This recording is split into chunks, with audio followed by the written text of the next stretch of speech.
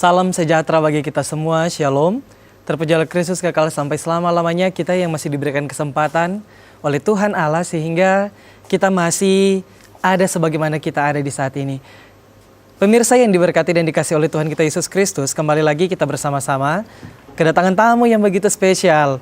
Tidak asing lagi bersama-sama dengan kita, yaitu Pendeta Vannes Sompi, STH. Dan di saat ini kita akan membahas bersama-sama tentang bagaimana hikmat dari bahtera di zaman Nuh yang terdapat di dalam kitab Matius pasal 24 ayat 37 hingga ayatnya yang ke-44.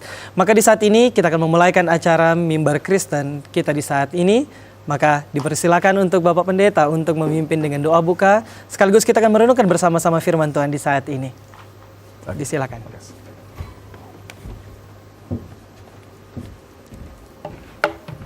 Shalom, damai di hati, pemirsa di rumah, bahkan kita yang di studio, kita akan mengawali pemberitaan firman Tuhan saat ini dengan doa. Mari kita berdoa. Bapa yang kekal di tempat maha tinggi, Allah pencipta alam semesta, Allah yang memiliki rencana yang besar mulia melalui manusia sebelum dunia diciptakan. Engkau yang kami puji, sembah dan kenal dalam nama Yesus Kristus, Tuhan dan Juru Selamat kami. Segala pujian, hormat, syukur kami naikkan kepadamu. Engkau berikan kekuatan, Engkau berikan kesehatan, dan Engkau turut bekerja mendatangkan kebaikan bagi setiap umat yang Engkau tebus dengan darah-Mu untuk maksud-maksud kekal Tuhan. Sebelum kami mengalir dan mendengarkan kebenaran-Mu, ampuni segala pelanggaran dosa kami, karena kekudusan dan kebenaran-Mu hanya disingkapkan kepada orang yang berkenan, yang mengaku salah dan dosa, mau memperbaiki kesalahan. Karena itu kami mohon tahirkan dan sucikan kami dengan darah-Mu Yesus Kristus, supaya kami layak duduk sehidangan dengan Engkau, mendengarkan kebenaran-Mu. Kami yang di studio, pemirsa di rumah, semua mendapatkan manfaat lewat kebenaran firman Tuhan. Apakah secara live ataupun lewat rekaman-rekaman, pengulangan, penyiaran selanjutnya. Terima kasih banyak Bapa dalam surga. Kami percaya Tuhan yang ambil alih, Tuhan yang akan bekerja. Di dalam nama Bapa, Putra, dan Roh Kudus, dalam nama Tuhan Yesus Kristus, kami berdoa mengucap syukur dan menyerahkan firman Tuhan yang hendak disampaikan saat ini. Puji Tuhan Yesus. Amin. Pemirsa di rumah yang saya kasihi dalam nama Yesus Kristus, pada kesempatan ini ada tema yang hendak kita sampaikan yang Tuhan berikan di dalam hati saya sebagai hamba Tuhan. Yang saya beri tema adalah hikmat dari bahtera di zaman Nuh. Tema ini sangat penting saudara, karena kita sebagai orang percaya dipanggil Tuhan adalah punya tujuan. Tujuan kita membangun bahtera, tetapi bahtera di ujung akhir zaman. Makanya untuk mempelajarinya kita akan belajar dari Matius pasal 24. Kita akan baca bersama-sama. Matius pasal 24 ayat 37 sampai dengan 44. Saya akan bacakan buat kita semua. Judulnya di sana yaitu nasihat supaya berjaga-jaga. Sebab sebagaimana halnya pada zaman Nuh, demikian pula halnya kelak pada kedatangan anak manusia. Sebab sebagaimana mereka pada zaman sebelum air bah itu makan dan minum, kawin dan mengawinkan, sampai kepada hari Nuh masuk ke dalam bahtera. Dan mereka tidak tahu akan sesuatu sebelum air bah itu datang dan melenyapkan mereka semua. Demikian pula lah halnya kelak pada kedatangan anak manusia. Pada waktu itu kalau ada dua orang di ladang, yang seorang akan dibawa dan yang lain akan ditinggalkan. Kalau ada dua orang perempuan sedang memutar batu kilangan, yang seorang akan dibawa dan yang lain akan ditinggalkan. Karena itu berjaga-jagalah, sebab kamu tidak tahu pada hari mana Tuhanmu datang. Tetapi ketahuilah ini, jika tuan rumah tahu pada waktu mana pada malam hari pencuri akan datang, sudahlah pasti ia berjaga-jaga dan tidak akan membiarkan rumahnya dibongkar. Sebab itu hendaklah kamu juga siap sedia, karena anak manusia datang pada saat yang tidak kamu duga. Bapak Ibu Saudara kekasih di dalam Tuhan Yesus Kristus, Lembaga Alkitab Indonesia memberikan judul nasihat supaya berjaga-jaga. Ini suatu pemberian judul yang sangat tepat, karena firman Tuhan ini mencerminkan kasih Tuhan. Kasih Tuhan kepada umat manusia. Dan harus selalu mengingat-ingatkan bahwa benar apa yang dikatakan oleh firman Tuhan. Satu saat dunia ini akan berakhir. Atau dengan kata lain bahwa kedatangan Tuhan yang kedua untuk memerintah sebagai raja di bumi dan untuk melanjutkan kerajaan kekal selama-lamanya di surga itu akan dan pasti terjadi. Saudara kekasih dalam Tuhan Yesus Kristus, karena kita tahu bersama, Alkitab sering mengatakan, karena lamanya berita kedatangan Tuhan itu sehingga banyak orang menjadi pesimis. Bahkan banyak orang Kristen menjadi pesimis. Seolah-olah bertanya, wah ini berita yang tidak benar. Karena dari dulu kedatangan Tuhan diberitakan namun tidak pernah terjadi. Karena itu Tuhan sangat mengasihi kita semua, pemirsa di rumah, dimanapun juga Anda berada. Saya sebagai hamba Tuhan berani berkata bahwa segala tulisan dalam kitab suci, segala nubuatan dalam kitab suci, tidak ada satupun akan meleset. Kita sudah belajar bagaimana kitab suci menubuatkan segala peristiwa. Baik kedatangan Yesus ke bumi lewat seorang wanita, peristiwa-peristiwa kematian, kebangkitan. Dan semua yang terjadi sepanjang zaman ini, saudara kasih dalam Tuhan. Yang kita lihat, kalau kita mendalami firman Tuhan, semua yang akan terjadi di dunia hingga akhir zaman, itu dicatat dan dinubuatkan oleh firman Tuhan. Jadi peristiwa kedatangan itu pasti terjadi. Dan untuk itu Tuhan menasihatkan kita mengambil hikmat dari zaman Nuh. Kenapa saudara kasih dalam Tuhan? Karena dikatakan pada zaman Nuh, sebenarnya saudara saya kasih tahu lebih awal. Pemisahan yang terjadi di zaman Nuh itu adalah pemisahan antara orang-orang yang saleh. Karena pada zaman Nuh itu terdiri dari keturunan-keturunan Kain yang hidupnya mulai memberontak terhadap Allah karena tidak setuju dengan kutuk yang Tuhan berikan kepada Kain.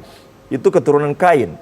Namun juga ada keturunan-keturunan ilahi, yaitu keturunan-keturunan Enos. Namun keturunan Enos, menurut Kejadian 6, mereka mulai berbaur.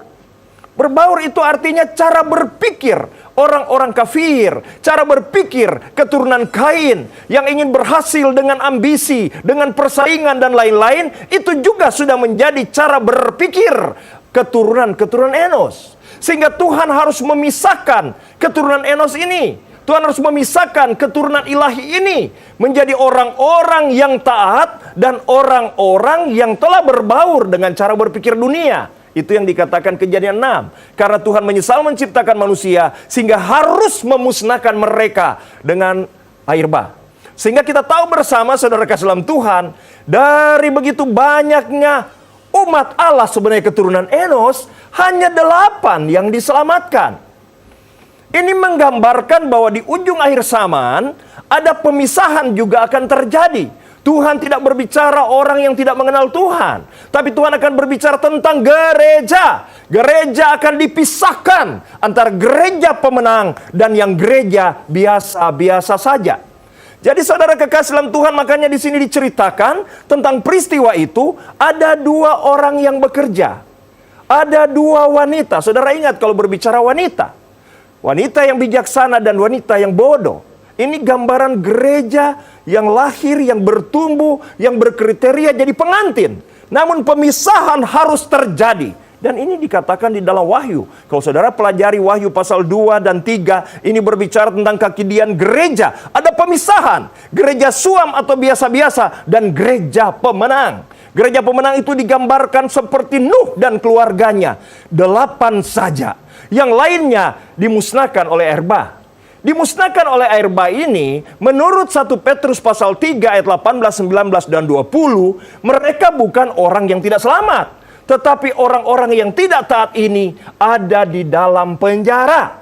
Perhatikan saudara, di zaman Nuh, orang-orang saleh keturunan Enos, yang lain sudah berbaur dengan cara berpikir dunia. Walaupun dia keturunan ilahi, Tuhan pisahkan. Dan hanya 8 yang selamat. Yang tidak selamat ini bukan berarti api neraka. Yang tidak selamat ini menurut 1 Petrus pasal 3, mereka ada di dalam penjara. Sehingga waktu Yesus mati, tubuhnya yang mati secara roh, dia pergi memberitakan Injil kepada mereka yang ada di dalam penjara, yaitu orang-orang yang tidak taat pada zaman Nuh, ketika Nuh menjadi taat untuk melakukan apa yang menjadi kehendak Tuhan. Saudara kekasih dalam Tuhan Yesus Kristus, hikmat ini menjadi hikmat yang sangat penting. Menurut saya, ini dasar kasih Tuhan untuk memberitahukan fakta yang ada pada kita, khususnya orang percaya. Kita orang percaya, ternyata saudara kasih dalam Tuhan, bukan cuma dipanggil untuk percaya, tetapi untuk mengerjakan sesuatu. Ulangi lagi saudara. Kita orang percaya dipanggil, dibeli oleh darah Yesus, diberikan exousia, kuasa, diberikan parakletos Roh Kudus. Ada kekuatan kepada orang percaya dengan tujuan membangun sesuatu atau membangun bahtera akhir zaman. Kalau kita hanya menjadi orang percaya, namun hanya membangun bahtera kita pribadi, hanya membangun menurut Hagai rumah kita sendiri, kita tidak sedang membangun bangsa yang kudus, kita tidak sedang membangun eklesia yang kuat, kita tidak sedang membangun bahtera. Kita tidak akan pernah tergolong orang-orang yang diselamatkan seperti 8 orang di zaman Nuh. Ini yang harus kita perhatikan, ini nasihat baik. Yang lebih berbahaya lagi saudara kasih dalam Tuhan, gereja terkadang kehilangan arah. Gereja tidak mengerti maksud panggilan Tuhan. Gereja tidak mengerti apa yang dimaksud dengan bahtera yang digambarkan pada perjanjian lama. Namun yang benar-benar ada yang harus kita buat. Tentunya bukan bahtera seperti kapal-kapal di laut. Bahtera yang dimaksud Tuhan adalah sekelompok orang percaya yang mampu memanifestasikan kerajaan damai, sejahtera, dan sukacita. Bukan gontok-gontokan. Makanya orang yang melayani Tuhan terbagi dua. Orang yang mempersatukan tubuh Kristus dan orang yang rela mencerai-beraikan tubuh Kristus. Kata Paulus di dalam Kisah Rasul pasal yang ke-20. Ketika aku melayani kamu jemaat Efesus dengan setia rela mengorbankan segala pun juga. Dia menasihatkan kepada penilik jemaat yang dipilih Tuhan oleh Roh. Kamu telah ditunjuk, rawatlah dan peliharalah jemaat yang dibeli oleh darah anak domba Yesus Kristus. Jemaat. Karena sesudah aku pergi, akan ada pelayan-pelayan bagaikan serigala yang buas, yang tanpa menyayangkan kawanan, rela memecah-mecahkan. Makanya pelayanan itu dua macam. Ada yang benar-benar membangun bahtera, ada yang memecah. Bahtera apakah yang dibangun? Yaitu suatu kerajaan Allah. Kerajaan Allah bukan berbicara damai, bukan berbicara makanan, minuman, bulan baru, dogma yang seringkali diperdebatkan. Kerajaan Allah adalah berbicara bukti tentang damai, sejahtera, sukacita. Tentang kemampuan salib Yesus yang mampu mempersatukan perbedaan. Tidak ada lagi orang Jawa, tidak ada lagi orang Manado, tidak ada lagi orang Sangir, tidak ada Batak, tidak ada suku-suku. Semua telah dipersatukan oleh salib Kristus Yesus. Dan di dalam perjamuan dikatakan, roti adalah tubuhnya, rela dipecah-pecah. Tujuannya adalah untuk mempersatukan perbedaan. Jadi tidak lagi berbeda marga. Saudaramu bukan lagi satu marga, tetapi semua yang mengaku Yesus Kristus Tuhan Juru Selamat adalah saudara kita. Dan diajarkan kita bukan saja mengakui, kita rela berkorban. Bahkan kalau yang kaya rela jadi miskin, supaya saudara-saudaraku yang masih miskin menjadi kaya. Itu gambarannya. Tetapi kita melihat realita yang terbalik di zaman ini, saudara kekasih dalam Tuhan, dan ini menjadi pergumulan. Dan ini berbahaya. Dan Alkitab menasihatkan itu, sekalipun engkau melayani punya iman yang mengetahui dan bisa memindahkan gunung, mengetahui isi hati orang, tetapi engkau tidak membangun bahtera, engkau memecah-mecahkannya. Di dalam 1 Korintus pasal 3, ayat 14, ayat 16, Alkitab berkata, kamu tetap selamat. Tetapi orang yang melayani, yang memecah-mecah jemaat Korintus atau tubuh Kristus yang dibeli oleh darah Yesus akan mendapat sanksi. Dengan kata lain, tetap selamat, tetapi seperti diangkat dari dalam api. Perhatikan penekanan api. Api ini bukan api neraka. Api ini analog dengan 1 Petrus 3, penjara. Jadi saudara kasih dalam Tuhan Yesus Kristus, perhatikan saudara. Mungkin kedengaran saya seperti marah-marah, saudara kasih dalam Tuhan. Tetapi sebenarnya saya ingin memberitahukan tentang suatu peristiwa yang akan terjadi sebentar lagi. Kita santai, kita melayani, kita seperti kawin mengawin. Tetapi kita tidak mempersiapkan diri. Kita tidak tahu bahwa kita dipanggil, ditebus, dibeli oleh darah Yesus untuk membangun bahtera, membangun tubuh Kristus, membangun eklesia, membangun mengikat, supaya terjadi damai, sukacita, dan lain sebagainya. Ini model bahtera yang hendak kita bangun. Di dalam Lukas pasal 19 dikatakan, Yesus akan datang kembali sebagai Raja di bumi apabila gerejanya mampu mengembangkan talenta dan mampu mempercepat dia datang sebagai Raja ketika kita mampu merealisasikan damai, sejahtera, sukacita. Damai bukan cuma di hati, terekspresi, keluar. Bahkan kalau bisa sejahtera sampai di negeri di mana kita berada. Umat Tuhan yang Tuhan kasihi, saya closing saudara kekasih dalam Tuhan Yesus Kristus. Jadi sebenarnya nasihat berjaga-jaga ini, di dalam Matius 24, ini adalah tahapan ketiga dari peringatan yang Tuhan beritahukan.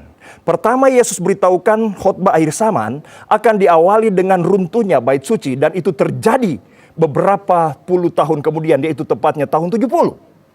Kemudian Tuhan bilang sesudah runtuhnya bait suci akan ada peperangan. Tapi peperangan itu baru awal penderitaan.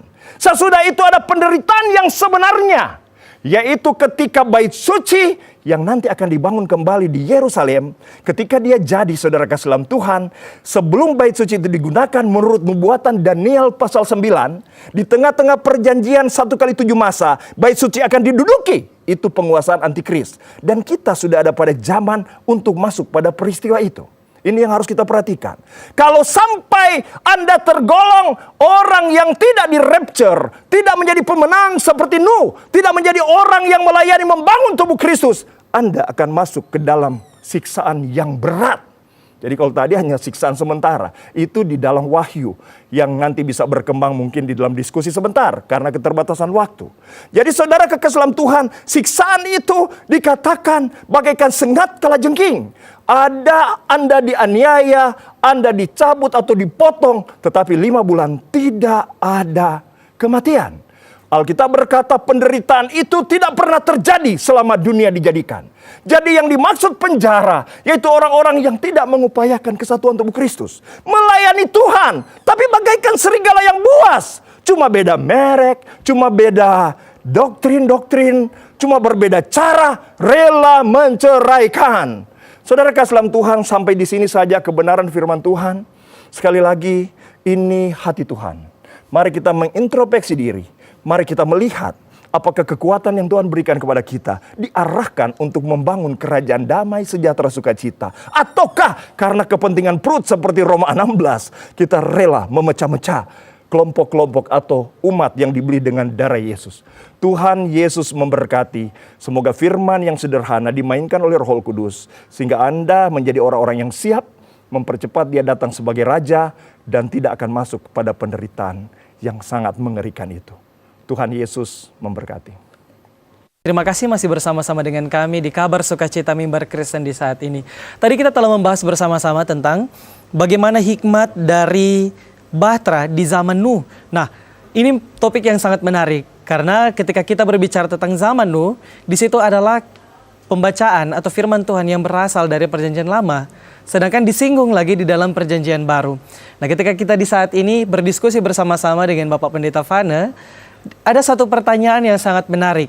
Izin Pak, mau baca di dalam ayatnya yang ke-43 tadi dikatakan, tetapi ketahuilah ini, jika tuan rumah tahu bahwa pada waktu mana pada malam hari pencuri akan datang, sudahlah pasti ia berjaga-jaga dan tidak akan membiarkan rumahnya dibongkar.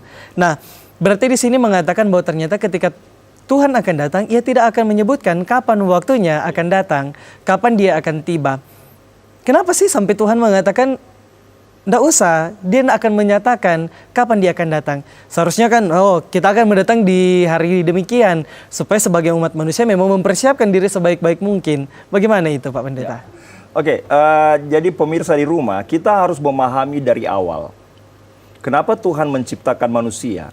adalah supaya ketika dia ditempatkan di bumi, karena ada keinginan daging dan godaan iblis, dia tidak ada cara lain harus melekat dengan Tuhan. Makanya orang yang melekat dengan Tuhan, memang hari hanya dia tidak tahu. Tetapi tanda-tanda kedatangannya akan dia ketahui. Sementara orang yang sibuk dengan dunia, yang tidak mengerti dan tidak melekat dengan Tuhan, atau hanya menjadi Kristen KTP, atau di zaman Nuh hanya menjadi sebutan orang saleh, melakukan aktivitas kesalehan. Hukum Nuh dilakukan pada saat itu, tetapi tidak melekat, tidak memahami tentang hamba Tuhan, tentang pengaturan Tuhan, tidak menghargai nabi yang berbicara. Begitu, saudara. Jadi makanya dalam ayat-ayat lain dikasih tahu bahwa sebenarnya di dalam khotbah pasal 24 ini diberitahukan juga tentang kedatangannya ada perumpamaan seperti pohon ara. Ini paket khotbah ini di dalam pasal selanjutnya. Kalau pohon ara itu sudah mulai melembut tunasnya dan mulai berbuah, itu tanda musim panas sudah tiba. Jadi sebenarnya kalau orang melekat dengan Tuhan, ya mohon menguasai dunia atau ekonomi. Tetapi Tuhan tidak akan datang karena masih ada parameter satu. Gerejanya harus dewasa, bukan kekanak-kanakan.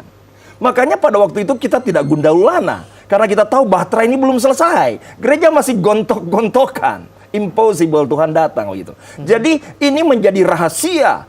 Benar-benar rahasia seperti kedatangan pencuri bagi orang umumnya yang tidak melekat dengan Tuhan. Tapi orang yang melekat dengan Tuhan, hari hanya dia tidak kasih tahu, tapi tanda-tandanya kita bisa pahami.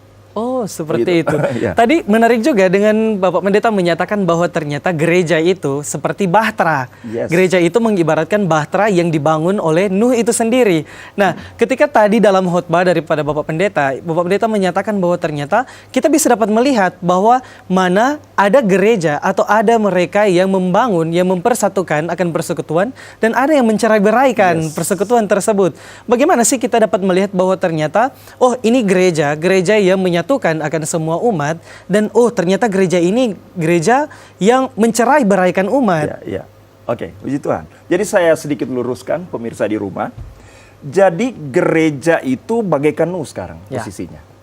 Bahtera itu adalah apa yang hendak dikerjakan oleh gereja. Yang hendak dikerjakan oleh gereja itu adalah kesatuan tubuh Kristus. Itu pertama. Kesatuan tubuh Kristus artinya bagaimana suku-suku yang berbeda-beda, satu sosial yang berbeda-beda. Tetapi kasih Yesus mampu mempersatukan itu. Bahkan untuk melakukan mempersatukan itu tidak mudah yang kita orang percaya pahami. Untuk mempersatukan perbedaan ini, Yesus harus dipecah-pecah dulu. Dia dipecah supaya mempersatukan yang dipecah. Ulangi lagi. Yesus dipecah di kayu salib, tujuan kematian Tuhan adalah tubuhku rela dipecah, supaya yang dipecah-pecah oleh status sosial, oleh perbedaan suku, mampu dipersatukan oleh Tuhan. Ada bayaran harga yang mahal. Makanya konsekuensinya, setelah Tuhan mempersatukan perbedaan ini, barang siapa atas nama pelayanan, namun memecah-mecah yang dipersatukan oleh Tuhan. Seperti di Jemaat Korintus, ada kelompok Apolos, ada kelompok Kefas. Walaupun mereka dipakai Tuhan dengan dahsyat mujizat, Tuhan bilang itu nol besar. Karena buah daripada ministry selesainya bahtera, ada mempersatukan kota, mempersatukan jemaat di mana kita berada. Oke, jadi kita bagaikan Nuh saat ini. Oke, barang siapa mampu mempersatukan gereja atau bahtera, mereka akan diluputkan dari aniaya, dari penjara, atau kalau di zaman kita ini yang digambarkan penjara di zaman Nuh adalah masa antikris, suatu penderitaan yang sangat luar biasa. Oke, jadi kita bagikan Nuh. Bahtera adalah proyek yang harus kita buat. Oh, menarik sekali. Dari tadi kita membahas tentang di dalam perjanjian baru ini loh, membahas tentang Nuh. Kenapa sih sebenarnya di zaman Nuh itu? Menarik sekali kalau kita melihat. Ternyata dari awal kita membahas tentang bagaimana itu gaya hidup, bagaimana kelakuan, bagaimana segala sesuatu yang ada di zaman Nuh. Jadi bagaimana sih, kenapa sampai Nuh ini diangkat lagi dari kitab Matius? Oke. Karena begini, pemisahan yang terjadi di zaman Nuh itu memang analogi atau hampir sama persis dengan pemisahan yang akan terjadi di ujung akhir zaman. Pemisahan itu disebut pengadilan Kristus. Nanti sesudah selesai di bumi ini 1000 tahun damai, ada yang namanya pengadilan tata putih. Itu pemisahan antara orang percaya dan yang tidak. Tetapi pemisahan di zaman Nuh ini, begini saudara sekalian Tuhan. Yang saya katakan tadi, yang ada di bumi ini adalah keturunan Kain dan keturunan Enos. Keturunan Kain dan keturunan Enos. Keturunan Kain ini adalah keturunan ilahi, namun mereka menerapkan prinsip-prinsip hidup atau tujuan hidup mereka justru bukan membangun apa yang Tuhan mau. Mereka melakukan suatu perjuangan yang bertentangan dengan Tuhan mau. Karena Kain itu kan begini, dia seminarkan kepada generasinya, kita ini orang yang terkucuk. Kata Tuhan, apa yang kita buat tidak akan berhasil. Mari kita tunjukkan. Kalau kita kerja keras, makanya keturunan Nus itu berhasil. Tetapi keberhasilan gaya-gaya dunia yang Tuhan mau buat pada gereja lah keberhasilan karena Kristus. Menjadi kaya bukan dengan menempuh segala macam cara, tetapi karena mencari kerajaan Allah dan menemukannya. Menjadi kaya bukan untuk diri sendiri, tetapi untuk bisa menolong saudara-saudara yang lain yang miskin menjadi kaya. Nah, ini yang menjadi tantangan saat ini. Jadi kenapa menggunakan analogi Nuh bukan peristiwa lain? Ya. Karena ini pemisahan di kalangan umat Allah yang benar-benar melakukan maunya Tuhan seperti Nuh, dan umat Allah menyebut umat Allah tetapi tidak melakukan. Di akhir zaman menyebut umat Allah tapi tidak mengerti, justru memecah. Ini kira-kira gambarannya yang kita semua bisa pahami. Oh, dan kita di saat ini akan tutup dengan doa. Disilakan kepada Bapak Pendeta untuk menutup dengan doa. Oke, mari kita berdoa. Bapa Sorgawi, dalam nama Yesus yang sangat mengasihi kami, terima kasih dengan kebenaran-Mu yang Engkau sampaikan saat ini. Kami bersyukur dan berterima kasih dengan kasih karunia keselamatan yang Engkau berikan cuma-cuma. Namun kami pahami bahwa sebagai orang yang ditebus dengan darah yang mahal, kami wajib menyelesaikan proyek bahtera-Mu, yaitu bagaimana kami mengalami damai dan bagaimana kami menebarkan damai atau mempersatukan perbedaan, mempersatukan umat Tuhan. Umat yang dibeli oleh darah-Mu, tubuh-Mu rela dipecah supaya umat ini menjadi satu. Kami tidak akan menyalahgunakan kebaikan keselamatan yang Engkau berikan. Kami tetap selamat, tapi kami tidak mau masuk dalam api penderitaan dan penjara. Kami tidak mau masuk pada masa antikris. Kami mau menjadi pemenang. Karena apabila kami ada di masa antikris, kami akan sangat sulit menghadapi siksaan yang berat itu. Ada kemungkinan kalau Engkau tidak menguatkan kami akan murtad pada penderitaan itu. Karena itu tolonglah kami menjadi umat yang dipercaya, umat pemenang yang taat mengerjakan visi kesatuan, dan kami tidak mau memecah-mecah tubuh-Mu. Terima kasih banyak Bapa dalam surga. Izinkan aku hamba-Mu di akhir ibadah ini berdoa buat pemirsa di rumah. Bapa Surgawi, walaupun waktu terbatas, tapi aku tahu bagi setiap yang mengasihi dan mencintai Tuhan, Engkau akan izinkan memahami kedalaman kebenaran ini. Karena itu aku hamba-Mu berdoa, diberkatilah, diberikanlah kemampuan kepada mereka yang paham akan kebenaran ini. Dan supaya apapun yang mereka lakukan, pelayanan apapun dengan talenta dan karunia luar biasa, semoga semuanya diarahkan untuk pembangunan bahtera, kesatuan tubuh Kristus, kesatuan gereja yang dibeli dengan darah-Mu yang mahal. Kuatkan kami Roh Kudus, kiranya kepentingan-kepentingan individu, kepentingan-kepentingan kesombongan, kepentingan-kepentingan yang lain yang akan menyebabkan kami tergoda untuk mencerai-beraikan tubuh Kristus, jemaat yang dibeli oleh darah Yesus, dijauhkan dari kami, diinsyafkan dan disadarkanlah kami melalui siaran yang dilakukan oleh TVRI Manado saat ini. Kiranya kami mendapatkan hikmat tentang peristiwa di zaman Nuh. Inilah yang menjadi doaku sebagai hamba-Mu, dan aku berdoa berkati setiap hamba-hamba Tuhan yang melayani. Jadikan mereka hamba-hamba yang bijak. Jadikan kami semua bijak, bukan melayani atau bertinju sembarang bertinju, tapi kami memahami aturan dan tujuan pembangunan Tuhan untuk mempercepat Tuhan Yesus datang sebagai Raja. Ini doaku. Segala persoalan-persoalan ekonomi, persoalan keluarga, aku tahu apabila setiap umat Tuhan mengutamakan pembangunan rumah Tuhan, bukan kepentingan diri sendiri, maka Tuhan akan menyelesaikan segala urusan-urusan dan permasalahan pribadi. Masalah ekonomi keluarga, di dalam nama Tuhan Yesus Kristus, kiranya Tuhan menjamah dan memberikan solusi dan mengarahkan kehidupan kami semua manusia diarahkan pada maksud Tuhan Tuhan yang mulia.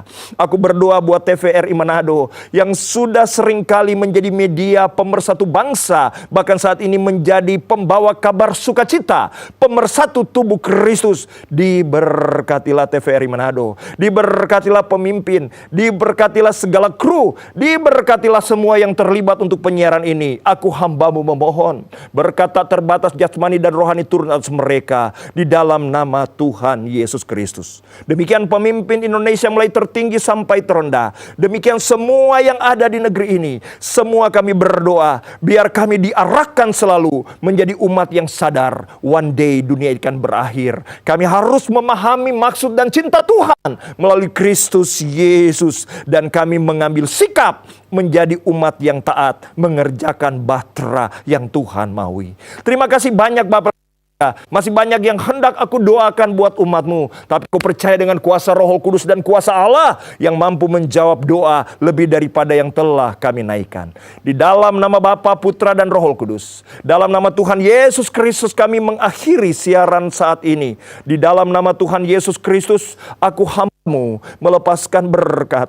Di dalam nama Tuhan Yesus kepada setiap pemirsa di dalam negeri, di luar negeri, di dalam studio, di luar studio, di mana saja berada dalam siaran langsung ini maupun di dalam siaran pengulangan lainnya. Di dalam nama Tuhan Yesus Kristus, kami berdoa mengucap syukur terima berkat Tuhan dan mengakhiri ibadah ini. Puji Tuhan Yesus. Amin. Amin.